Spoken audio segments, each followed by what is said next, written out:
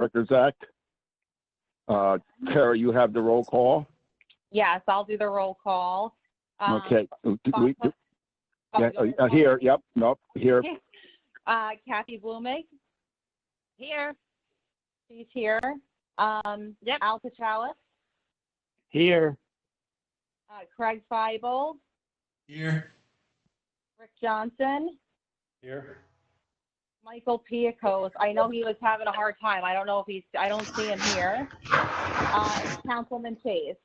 Here. Awesome. Great. I'm going to try while we're talking to text Michael Piakos to tell him to try one more time to get back in. So. Okay. Do we have any public on the line? Do you know, Tara? No. The only attendees I see are the two numbers, and it's Al and Kathy. Okay. Next agenda item would be approval of the March minutes. So I hope everybody got them and got a look at them. Look for a motion to approve the March minutes. Move to approve. Do we have a second? Second. Okay. All in favor? Aye. Aye. Okay. All right. Next on the agenda is new business. Tara, you have on here hunting on the state-owned land next to farmland. You want to? Yes. Yeah. I think you had asked me to put that on the agenda. Yes. Yes. What that's about, guys, is that the state opened up some more 6 Mile run to hunting this past year, and it's been nothing but a nightmare. Guys, you know, they say, oh, the guys are going to walk the trails that go there, going to go walk there. I've got guys parking in soybeans, parking in the wheat fields, dragging through, you know, stuff through the crops, walking through the crops. And it's just been an absolute nightmare since they did this. And I don't know what the Ag Committee could do about it so much, but, you know, because I'm the only VC on the state ground. So that, you know, if I keep barking at them, but they don't really want to listen to me because I'm the one that's wrong, because I'm the only one barking up the tree. But it's been a huge problem. We're going to try to. They do want to talk to the town and the me together. Anybody has some suggestions what maybe the town could offer? You think you need more manpower to enforce the rules, or? Well, that is the problem. They've got one state park ranger covering 70 miles of like DNR and stuff like that. And you're very, you know, recently we've seen a little more activity, but they're not around. They're not around. I don't want to say they don't care, but they can't cover everything. They've got to cover a 6 Mile run and DNR from Trenton to Bulls Island. And, you know, even, you know, when I've had problems, you call them and it's an hour before they can even come out. You know, they're an hour away, or they're on another call or whatever. There's not a whole contingent of guys like there used to be here. Hey, Bobby, I would just revoke their permit. I would revoke their permit. Yeah, Kath, I understand that, but they really don't want to do that either. Well, I think that they can do that. Oh, yeah, I know they can do that. Controlling the deer is way too important. It's way too important. Oh no, I'm not against the hunters. I'm against how the state is handling the situation, and they're not handling it at all. I mean, I spoke to a number of hunters. Some of the guys are real nice, and some of the guys are, I can't say in public what they are, and right. and you know, well, that's and the maps anything, and the, you know? Yeah, well, with the maps the state put out, it's like they're totally wrong. I mean, everybody Googles 6 Mile run and it shows like everything is open, they can go where they want. And that's not the case. And, you know, and you tell them, oh, you got the wrong map, or the office was closed. You know, there's 10,000 excuses. They need to tighten it up. And the only way I see they tighten it up is they give you know, basically me some more control over the ground on the farm ground side of it, not so much the woods. You know, they made a parking lot on Van Cleef Road, and the guys are walking through, you know, they're walking through and coming out on Blackwell's Mills Road, or driving, you know, parking on Blackwell's Mills in the fields, or walking to the, they don't, I understand the guys don't want to drag a deer a mile, but that's not my issue. That's their problem. Right. You know. Is there a way, do you think maybe that we can look at the maps that they have and kind of like hand draw where the correct boundary is, and then I can submit that to the office to see if they can make any changes to the map? Well, that's the easiest way. That seems like a good to, idea. well, I talked to a couple on that same line. I talked to a couple of hunters that we've encountered where they weren't supposed to be, and that's exactly kind of what they said. They said, why don't they make a hard line? In other words, a hard line would be, say, the bike trail, where there's a bike trail, and post it out. In other words, even if make hard edges where basically the farm fields are out of, make what's out of bounds a hard line, whether it's a brook or bike trail, something hard. That way the guys know, they can hunt all they want over here, but you're not allowed over there. Right. Which, and at one time, that's kind of how it used to be at one point back in the day. And we used to post it out that way, but then they won't allow us even to put our own posters up anymore. It's a very poor run program, and I mean, I've got tons of pictures and stuff that was going. Guys are parking where they weren't supposed to park, and I constantly on the phone with the state park police, and like I say, they're always an hour away, and the guys don't know the area. I mean, I had to almost hand walk a guy. One guy was parked in such a dangerous spot when he backed out at night. He was wondering if somebody didn't get hurt. So they finally found him, and they finally blocked that spot off, but they wouldn't revoke his permit either.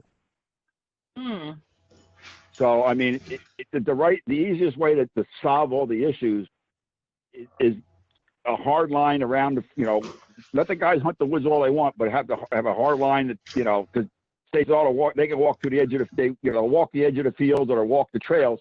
Well, every place there was a trail. That's where I caught the guys. They want to go from point A to point B in a straight line, not around the block, so to speak. Right. I think that might be the best if we can, even if we can do it where, for your property, Bob, if we start off where we can draw a hard line and then I can actually put it on a map and digitally send it to the state office. Maybe that's like the first approach. Yep. Now, it's not going to help when someone is physically there on the property, but at least we can start with that, and then dealing with the enforcement on the site, we'll have to talk to them about that as well. But maybe we can start that way. Right. Because I know Stephanie at the local office here. She wants to try to get together, but I told her we don't need to have another 20-person meeting. Right. Because that's the last time when Bob Warlocker, myself, and Tara rode to Trenton. We were supposed to be meeting with one person out of Parks and a girl from the park office here and to try to hammer some of this out. And we walk in the room and there's 7 people from Fish and Wildlife, the Attorney General. I mean, there was 20 people in the room. Yeah, it was. It was a lot. And every time we said something, we got shot down. Well, I guess let's start with that. And then, okay. So maybe you can send me a map or we can talk about it.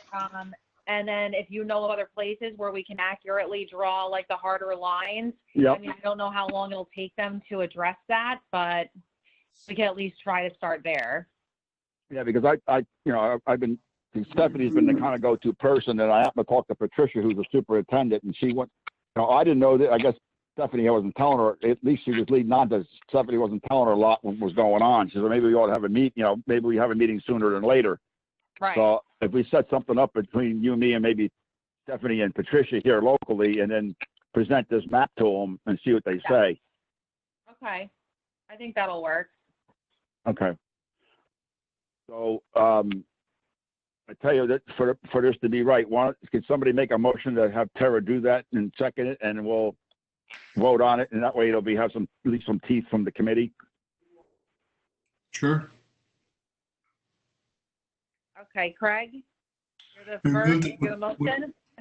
Move that we ask Tara to pursue this issue.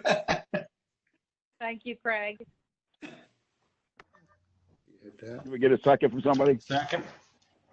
All right. All in favor? They hear you? Aye. Aye. Okay. Motion carried. Next one on the new business is the Farms Under Threat State of the States Farmland Trust. What is that? That you put that on there, Tara? What? That sounds serious. I did, yeah. So the American Farmland Trust has been putting together data reports and basically trying to find a way to present how far. Oh, hi, Michael. How are you? Okay.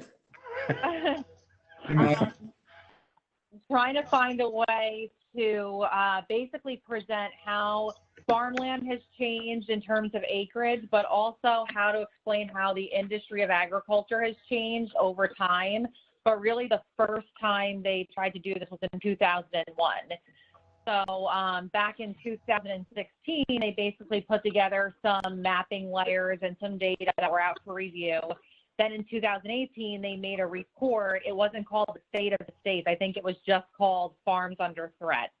And what it basically was kind of a consortium of people that were reviewing data and seeing how does that affect farmland in every state across the United States.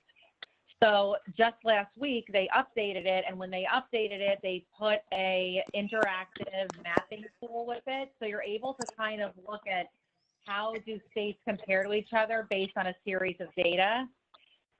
I haven't really dug deep into the digital tool, but I did read the report, and I just wanted to kind of share some info with you. And if you're interested in reading it, you can type this into Google, and it'll come right up, and then the tool is there to look at.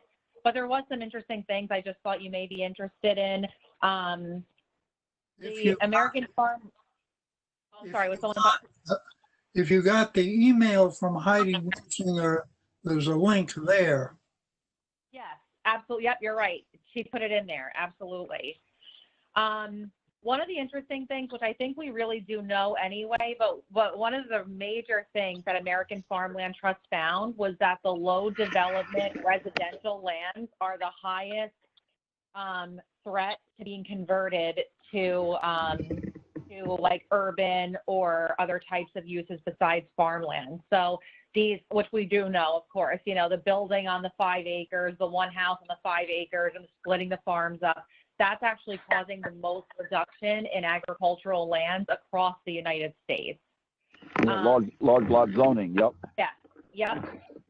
Since 2001, so between 2001 and 2016, 11 million acres of farmland were converted to urban and highly developed land use. Wow. So that's a lot. That's equal to all U.S. farmland devoted to fruit, nut, and vegetable production in 2017, basically being paved over. So to give you a reference point of how much farmland has been lost. They did a study of all the 50 states to see what programs and policies do they have in place to protect farmland and agriculture as an industry. And the 5 things they were looking at is, does the state have a program to basically preserve farmland? Do they have policies in place to manage growth and stabilize zoning? Do they allow property tax relief for farmers? Do they have ag district programs? And do they have leasing programs where they lease state lands to farmers? The only 2 states in all of the United States that do all those 5 things are New Jersey and Virginia. So I thought that was a pretty interesting point. They rated New Jersey #1 in the nation in farmland protection. That's impressive. The SADC is waving it about. Oh, for sure. Yeah, absolutely. So again, you know, they go through, and I'm sure you've all read plans like this, but they basically say, you know, you can't just do one thing. You have to do a suite of things. One of them could be, for example, to analyze and map agricultural lands and trends, strengthen the right to farm policy, which New Jersey is touted as having the strongest right to farm policy in the United States. Also to plan for agriculture, not around it, which I thought was interesting. Maybe as a planner, I find that to be more interesting, but we do have a tendency in New Jersey, at least, to kind of like work these big road networks and housing development around farmland. And that's really not a good method to be using because it eventually breaks it up. They also are asking for the federal government to consider doubling the federal money that's put in for farmland preservation. So right now it's about $450 million a year of annual funding for the entire United States. and they are asking for a doubling of that. So that would be really helpful.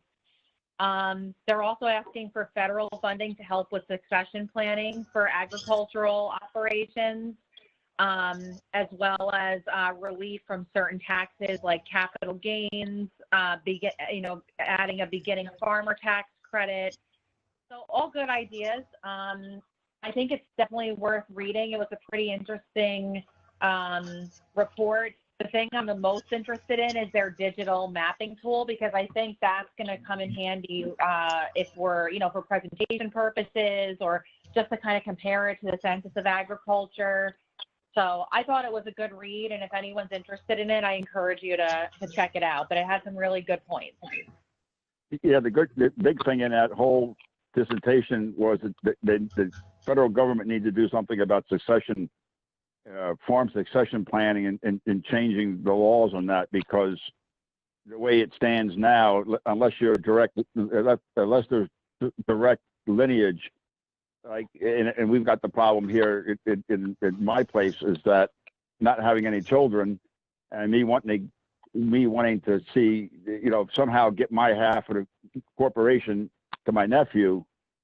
I can give him a share a year.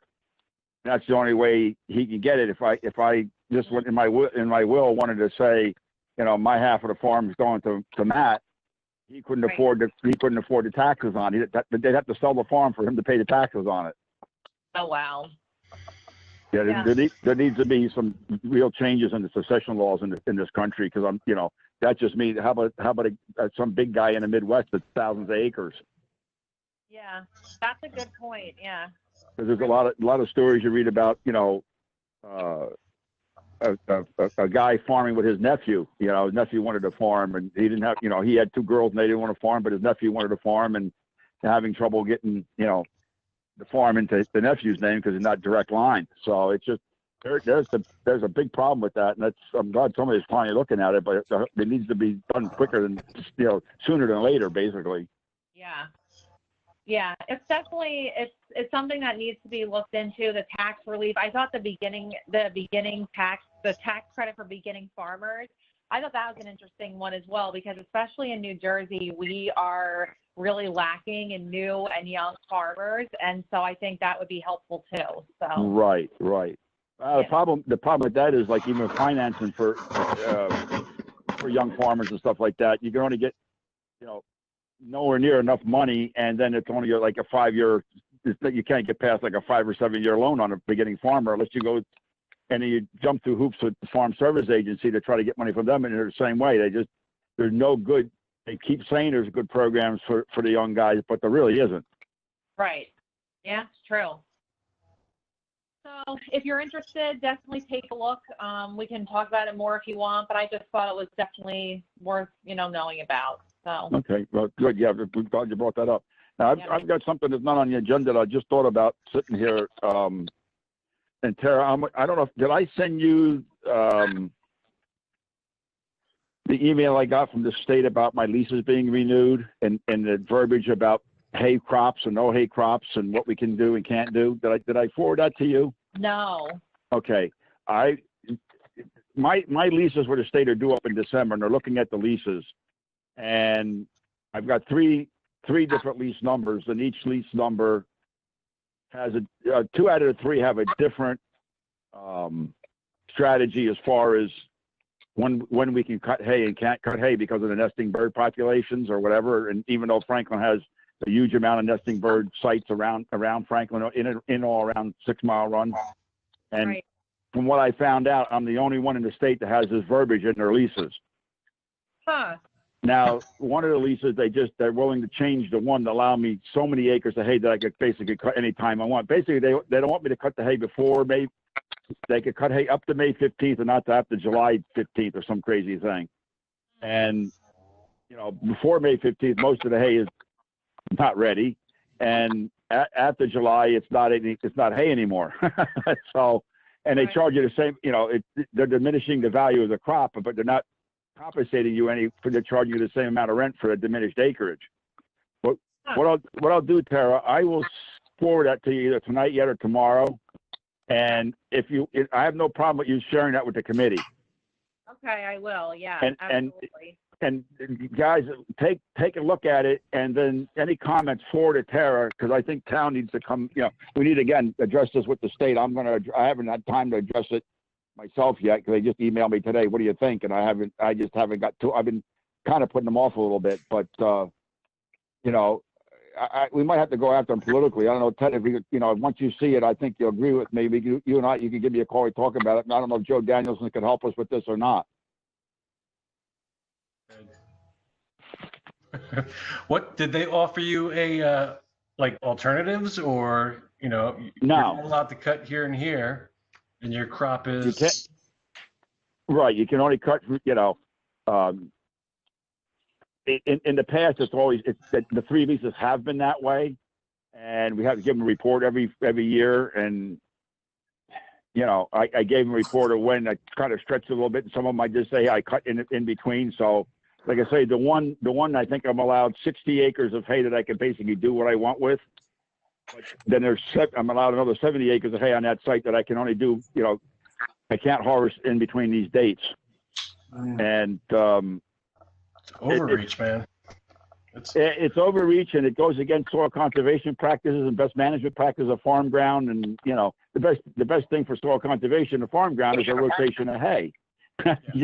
So to work the land, yeah.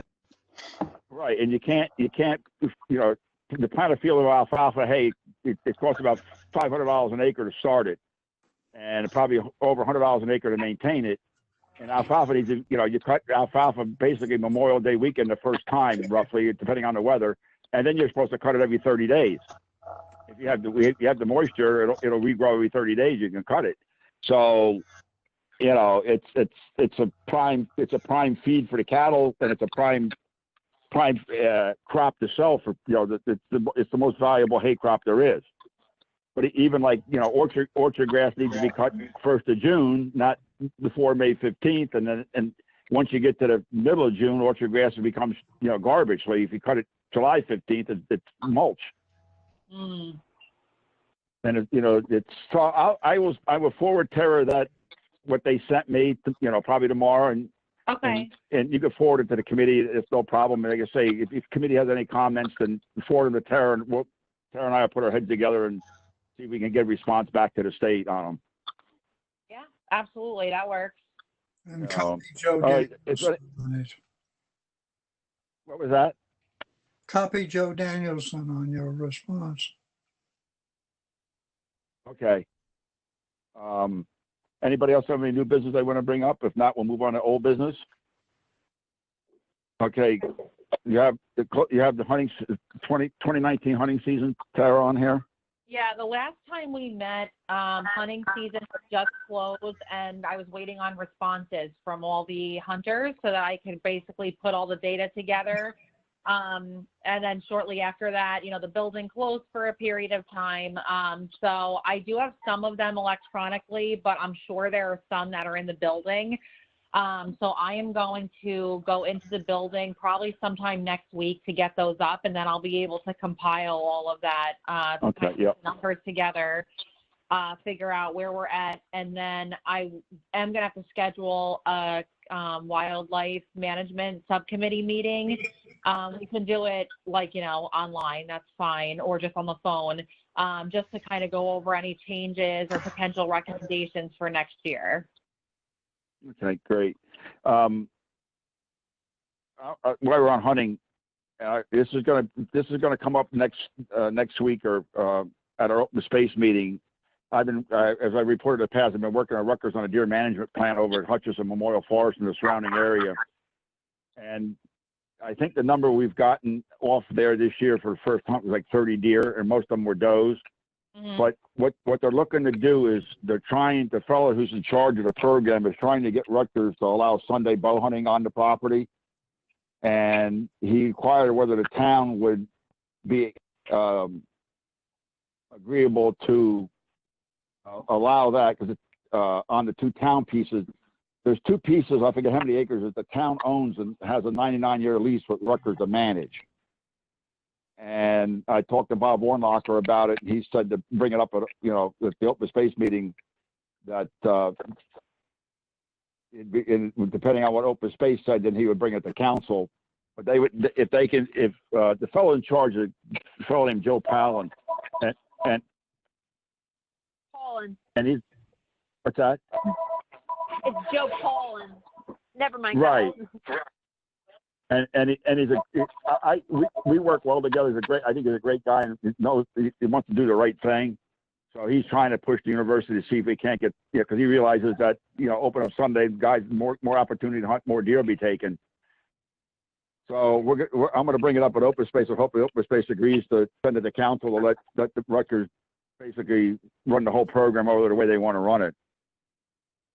So I just thought I'd fill you guys in on that, on what's happening with that. And Okay. the other interesting thing about the whole Rutgers program, I do farm about 80 acres of Rutgers property, and it's always been on a kind of a verbal okay and it's always been this way from me. Fellow farmed it before me with Sam Connor, and then that's Jack Van Cleef actually farmed it before him, and there was never any kind of a formal agreement. And so they decided they wanted to, and they wrote up an agreement, and we worked back and forth, and we come up with a pretty decent agreement between us. And one of the interesting things on it is, and Joe fought for this, is that a deprivation permit, I can get one for their property. So that's going to be a huge plus in that area. So we all, when I got the electronic email release from them, I reading the whole thing through, and I saw that in there, and I called Joe. I said, Joe, I got the lease and stuff. He says, they told me to send it to you. Is it there about the deer? I said, yes. He says, wow. he was ecstatic about it. He's like, that's great. So we'll be applying for a permit on the property as soon as we can, once we get this document in our hand. Right. So there's some great activity going on with Rutgers and the deer over in the high deer area in town. So Amwell Road is still the highest deer crash area in the township. Yeah. Now we got to do is work on Somerset County Park Commission and to get some stuff done on the other side of the golf course. Yeah. Yeah, definitely. So, but all right. Outreach is the next thing on the agenda. I have not done any outreach Okay. since the COVID, only because I have been working on a bunch of other things, and it's been a little difficult. So we'll pick it up soon. Also, we have 2 projects that should be closing, and I talked to Anthony. One of those should be closing by the end of the month. So once he's a little freed up, we'll also be able to because he's just like swamped right now. So, we'll be able to kind of really put some more on his plate as well. So Okay, good. We'll gear back up for that soon. Yep, and I'm still pushing landlords of mine to apply. Tara sent some information to one of them just recently, and we haven't heard back from him yet. But I'm gonna keep pushing that issue with him, and we need to push him a little bit harder, maybe just to. One of this landlord's biggest thing is about he's worried about, he's a big hunter, and he's worried about if he preserves the farm. Somebody down the road said to him, well, you can't hunt there anymore. And I told him that's not the case, but right. One of the ways, and I don't know if we could ever put this in, if it would ever fly legally, if you put it in the deed of easement, that hunting rights stay with the property. So I mean, that way this guy might bite might take the bait, so to speak. Yeah, I don't know, actually. I'm not sure. I'd have to look into that and see. Right. Because I had a pretty good conversation with his wife just about 2 weeks ago now, and that's, their biggest concern is about them not being able to hunt the property if they sell the development rights. Right. And it's the weirdest. It's the only. It was the only time. They're the only ones that ever brought that issue up. Yeah, seriously. Huh. So, All right. Well, something to look into. Maybe. Yeah, just check that out. And Yep. So, if there's no more old business, I think we need to go on executive session. Is that right, Tara? Well, that's the question. So I don't have guidance right now of how to go into executive session. Councilman Chase, I don't know if he might know. Ted, I'm not sure if he can hear me or not. Ted? Can you guys all hear me? Ted? Ted? We lost Ted. Ted, are lost you him. there? Oh, Ted. So we're talking about executive session. So I have not, this is the first time that I've run a meeting. Do you guys do executive session for any of the other committees or the council? Well, we do executive session. Typically, if there's something legal to discuss, Lou Raynone has something to bring to us, or How do you it's acquisition of property.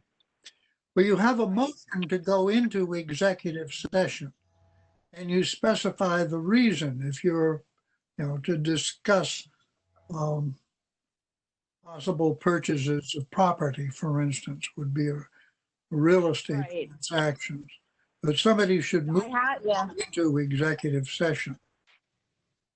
We usually do go into executive session and ag advisory. I guess my question is, do you guys go into executive session when you do virtual meetings? We have not as yet, but I don't think there's been a need. Yeah, see, that's the thing, and I don't think anyone has, so I don't have guidance about going into it. I don't even know, because we can't really sign off and go into executive session because we're basically then closing the meeting. Right. And we're recording. So I would love to do the executive session because we do have like some business, but I don't really know how to do it correctly. You know what I'm saying? Right. Ted, can you hear me? Yeah. Yeah, because I brought this up with Tara and I spoke the other morning. We did a kind of a trial run through of these meetings with Trails Advisory. And like for open space next week, if we're on the computers and stuff like that, and if we have public in watching the meeting as attendees, there's no way of knowing if we want to go on executive session for OSAC that we know they logged off. So I think until we have an in-person meeting, down the road, I don't think we can have any executive sessions because there's no way of discussing this stuff without, for sure not knowing anybody's not listening in, so to speak. Yeah. Now the tricky part is we do have an application. If it's an application for farmland preservation, and it came shortly after the COVID, so it's not been heard. But the problem is I have not received guidance yet on how to do the executive session. So I don't know really how to do it. So what I can do is I can follow up with our IT tomorrow and ask them, is it possible? And if so, how? And then we can do it at the next meeting. I don't know. Yeah, I don't think any other committees have gone into executive, so I can't even follow any guidance. Right, because the only one that would only two committees I think would go on executive would be our committee and OSAC. Well, the council too, but the council, yes, the council would right, but if they haven't done it, then yeah. So yeah, I guess for the time being, hopefully by July they open the building up and we can have a social distance meeting in person. What I can do too, being that we have business, if I can find out about how to do an executive session, or I will also ask, can we do maybe we can do a smaller version of the committee, like a subcommittee, and then they can forward that to OSAC so that it doesn't get held up at least until the next month, if everyone's okay with that. Sure.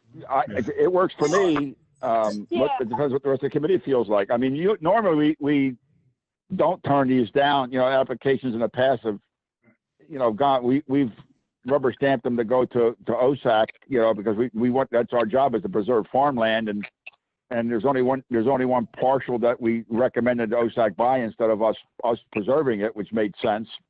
So I'd have no problem doing a subcommittee type situation if that's allowable. I mean, or a phone call in type thing, and however, whatever, the powers that be say we can do. Well, at the moment, if no member of the public has signed in, you can just go to executive session to say that. And trust right. And I was thinking, if nobody is called in by now, I don't think they're going to. There's no members of the public on. I can see that, but the only issue is this. So the meeting's recorded, and it's going to be posted to the website. So I'm not sure if they can just cut out the portion that's executive session. I don't know if that's what I'm worried about. I don't know if they're able to do that or not. Yeah, if we're recording it, maybe we better not. We better put, Tara, my suggestion would be, Real quick though, Bob, just so you know, and I don't know what will happen if I do this. There's a button here that says pause. There's a button here that says pause. Now, I don't know if I hit pause, does it just stop recording, but we can still keep meeting, or is it going to kick everyone off? I'm not sure. Well, and you don't even know if it's going to be paused, if it really is going to be paused. Right. And I don't know. Yeah. You can't see it. Give it a try. right. I would suggest that, Tara, you find out if we can do a in-between meeting subcommittee type thing. And if we can't, we just have to wait the next month until we get it figured out. I think Okay. I think that's right. I think that's all you can do. Better safe Right, than and sorry. if the applicant calls in the meantime and says what's happening, this is plain, because I mean, I think everybody's, fine with this, this Okay. virus, this COVID-19 has really put a wrinkle. This is a whole new territory for everybody. So I think everybody be understandable. All right, so what I'll do is I will find out tomorrow what the situation is, and if they say we can have another meeting, since we're doing it virtually, I'll send it out, and as long as we have a quorum, we can meet just to talk about this application, because that's really the only thing, and then at least it'll get to the OSAC meeting by June 16th. This way it doesn't have to wait another round. Right. Okay, so it works for me. If it works for the rest of the committee. All right, I'll get on that tomorrow, and I'll let you all know how it goes. Okay, very good. Does anybody have any other business to bring brought up tonight?